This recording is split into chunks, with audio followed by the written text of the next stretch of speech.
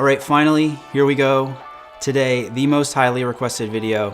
What's up, guys? I'm Brian Sakawa. You're watching He Spoke Style, and this is my watch collection.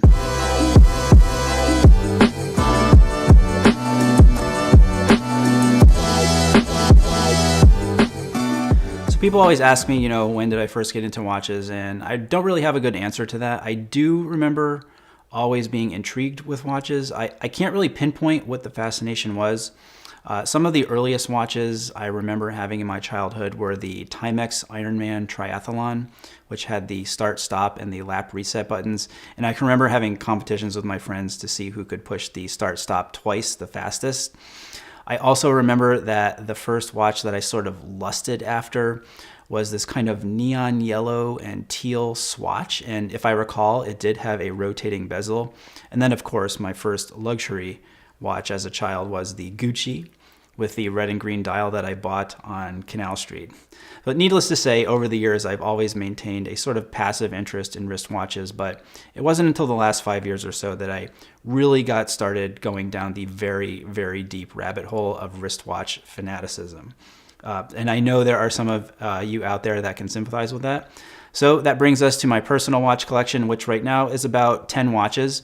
I'm not going to go through them in any particular order of acquisition or anything like that, so let's just get right to it. Now, the first watch here might be a little surprising to some of you. It is the Seiko 5 SNK 809, $82.38 on Amazon. The Seiko 5 is universally regarded, even by serious watch nerds, as the best value in watches. You get a fantastic automatic movement for under $100, which is like, what, This is an easy everyday watch to wear. I love the size at 37 millimeters. Black dial makes it very versatile. The canvas strap kind of puts it more on the casual side, but as an everyday watch, you really can't beat it. Next up is the watch that was my very first new luxury watch. This is my Rolex Datejust reference 116234. If you've seen my guide to buying your first Rolex video, you have seen this watch before and heard me talk about why I decided to buy a new watch versus a pre-owned one. I definitely recommend checking out that video if you haven't already. It took me a long time to figure out what exact Datejust I wanted. Obviously, I went with something that is extremely classic and that I feel matches my personal style very well. This is the 36 millimeter version in steel and white gold, silver dial, Jubilee bracelet, stick pin hour markers, and fluted bezel. This watch is very, very special to me. I got it to celebrate a milestone with He Spoke Style, and it will always be in my collection. So not long after I got my Datejust, I became obsessed with the Rolex GMT Master. First, I loved the look of it with the blue and red bezel, especially the ones that had faded a little bit over time. And then finding out more about the history of the watch, which was introduced in 1954 for Pan Am pilots, and that it really was and is a tool watch, which allows you to tell the time in 2 different time zones at once. So I became obsessed with this watch, and then I actually became obsessed with finding one from my birth year, which is 1977. So the watch I eventually found with the help of my friend James Lambden from Analog Shift is this one, my reference 1675 5.2 million serial number, which dates it to 1977. I love this watch. It's such a classic sports watch. I always take this with me when I travel, and I use the bezel to keep track of the time back home. I like it on the bracelet a lot, though this is not actually a period correct bracelet. I also do like to swap out the bracelet for a leather or suede strap sometimes, and a NATO strap in the summer. This next watch is the Cartier Drive. This is the original example from 2016, which was the first year they introduced the Drive. This was a very different kind of watch for Cartier, which is one of the reasons that I liked it. With this watch, they were trying to introduce something that was more specifically aimed at the male consumer, and this watch is said to have a bit of an automotive inspiration. There's a lot of subtlety in the dial of this watch that I like, the black dial version that I have especially. There's the guilloche on the inner part of the dial and the runny sub-second style. The hands almost blend in, but not. You kind of have to turn it a certain way to catch the light, which just reveals more of the intricacy of the dial. And I know date windows can sort of like divide people, but I think this is a really well-positioned and unobtrusive date window here. Very cool watch. All right, moving from a more contemporary Cartier design to a more classic one. This is my Cartier Tank Americaine. This is the 100th anniversary version, medium size, steel case, silver dial, blue leather strap, and deployant buckle. This is a very special watch to me. This is the watch that my wife gave me on our wedding day, and on the case back you can see inscribed our wedding date.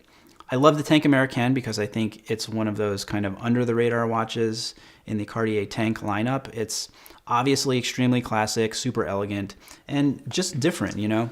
You see Tank solos all the time, but the Tank Americaine is one that you don't see that often, which to me makes it even more intriguing. Next up is a heavy hitter in my collection. This is, of course, the Patek Philippe Nautilus 5711, a watch that really needs no introduction. If you're into watches at all, you know what this watch is all about, and you know how difficult it can be to come by. So I've heard that there are like waiting lists of like 5 to 10 years long for this watch, and as a result, it commands an absolutely absurd premium on the secondary market. So you're probably wondering how I got this, and it's actually a pretty good story. So when my wife and I bought our house a little over a year ago, just about across the street is a Patek AD. So I immediately went in there, inquired about the 5711.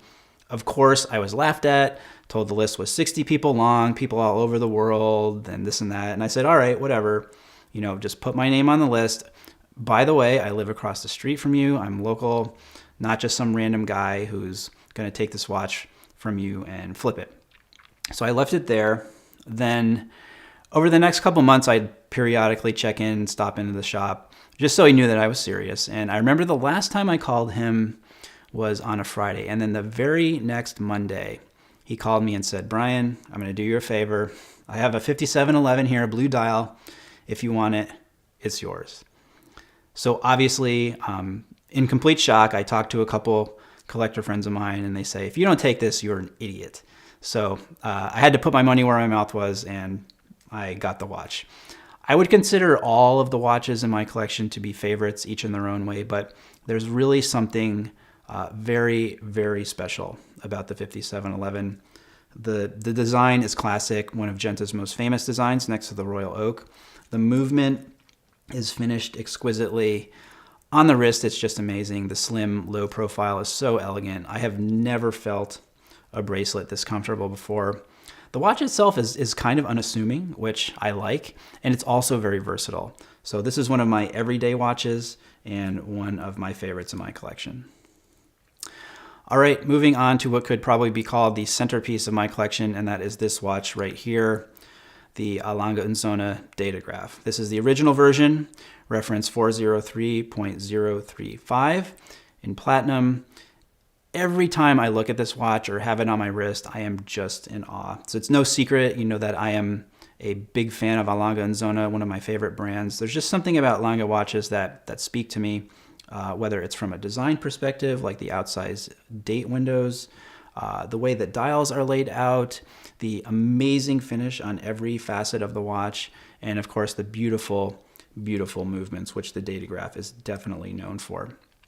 Of all of the versions of the Datograph out there, for me, the original one is one of the best, and mostly due to the case size because it's 39 millimeters.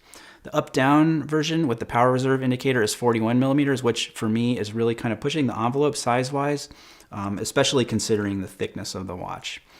The chronograph mechanism is one of the most buttery smooth that I have ever felt before. The Datograph has been called the most important modern chronograph, and I feel extremely fortunate to have one in my collection. I actually wear this watch all the time, and of course, if you're a watch guy, you know what this watch is, but like the 5711, this one kind of flies under the radar for a lot of people, and I like that. I like the fact that, you know, the case back notwithstanding, that there is a sort of subtle, not totally in-your-face quality to the Datograph. Next watch I have here on my wrist actually is my IWC Ingenieur Automatic, another simple, classic, timeless, very versatile watch. Speaking of versatile, I did do a styling video for this watch wearing it with 3 different outfits, so definitely check that out if you haven't already. There are a couple things that I really love about the Ingenieur. One, again, it is sort of that under the radar watch for IWC. You know, it's not the big pilot, it's not the Portuguese line. Another thing is that it has in its design history a version that was created by Gerald Genta. That one was the Angenour SL reference 1832 from 1976. And although the new version, which I have, more closely resembles the original from 1955, I do like that there is a little bit of Genta in this watch's DNA. Next up is the TAG Heuer Carrera Blue Dreamer, which was the first watch collaboration that Waco did with the Rake and Revolution. This was a limited edition of 100 pieces. I wanted this watch as much to support my friend as I did just because I think it's a really beautiful, beautiful piece and extremely unique.